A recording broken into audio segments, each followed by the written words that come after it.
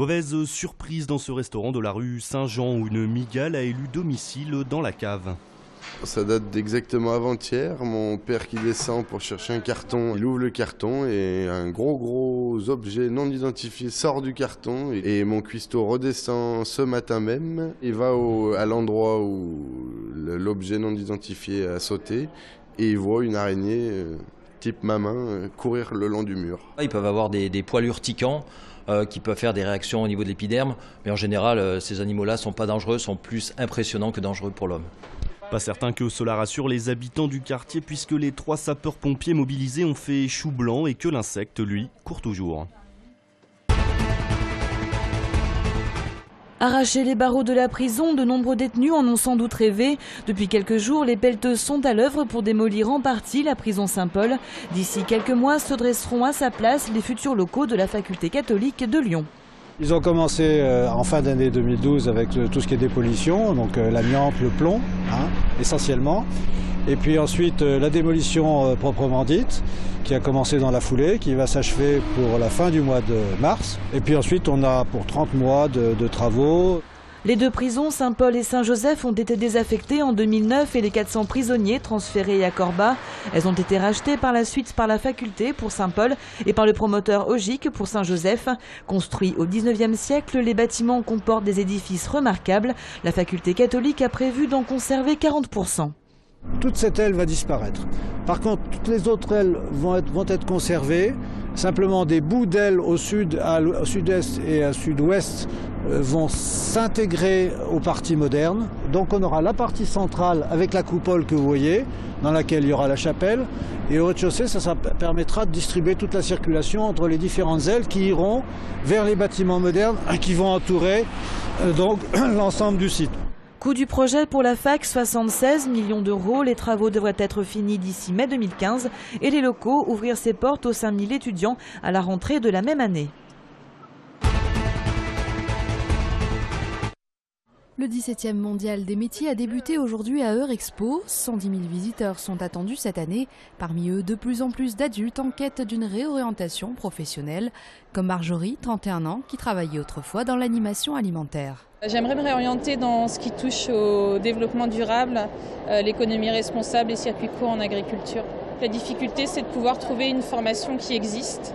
C'est plus des formations qui vont être à créer et des emplois à créer. Donc c'est pas forcément évident de trouver la formation adéquate en face. Les stands dédiés à la réorientation se sont donc multipliés, car les carrières dans une seule et même entreprise sont en voie de disparition. On parle beaucoup d'un terme qui s'appelle la sécurisation des parcours. Ça peut paraître un petit peu barbare comme terme, mais c'est exactement ça. C'est qu'une personne sait qu'elle peut avoir des aléas professionnels. Donc il y a effectivement ce besoin de connaître et de s'orienter. Le mondial des métiers, c'est jusqu'à dimanche à Eurexpo. Je savais qu'effectivement on accueillait énormément de monde à la Altony Garnier pour cause, mais je ne pensais pas moi-même que nous étions aussi haut dans la hiérarchie. La bonne surprise pour le directeur de la Altony Garnier, avec près de 650 000 spectateurs par an. La salle lyonnaise se classe à la 6e place mondiale des arénas les plus fréquentées.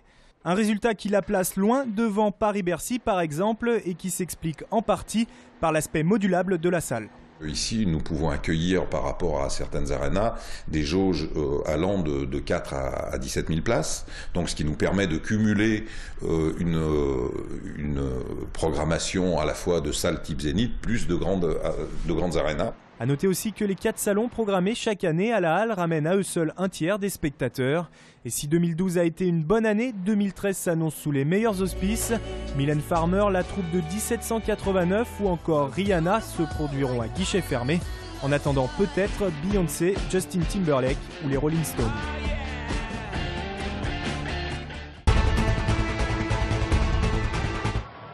Fort de sa victoire face à Albi, la première depuis 5 rencontres, c'est un loup en confiance et reposé qui s'apprête à se déplacer sur le terrain de La Rochelle le dimanche à 18h30.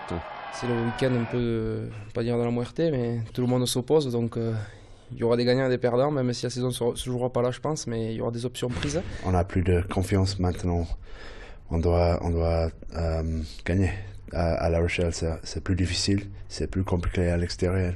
Car à l'extérieur, le Loup fait figure de louveteau avec seulement 2 victoires au compteur et 14 points pris sur 45 possibles. Et une fois n'est pas coutume, ce n'est pas dans les meilleures dispositions que les Lyonnais feront le déplacement chez le 3e de Pro D2, puisque c'est l'hécatombe au poste de talonneur. Le staff s'est donc vu dans l'obligation de faire appel à un joker médical en la personne de Tony Gaskin, 22 ans, arrivé chez les Espoirs en début de saison. Je suis assez content qu'ils m'aient choisi, donc maintenant c'est à moi de prouver qu'ils ne se sont pas trompés et qu'ils ont eu raison de me faire confiance. On n'est pas épargné, j'ai eu ma dose l'année dernière, Jean-Phil y est passé aussi, cette année You qui arrive n'a pas encore pu jouer avec nous, donc ouais, c'est un renfort important pour la fin de saison. En embuscade à 3 points de la 5e et dernière place qualificative, mais à 10 longueurs du podium, le Loup n'a quasiment plus le droit à l'erreur. 2 défaites à La Rochelle et à Narbonne la semaine d'après. Les Lyonnais pourront très certainement se préparer à redoubler leur Pro D2.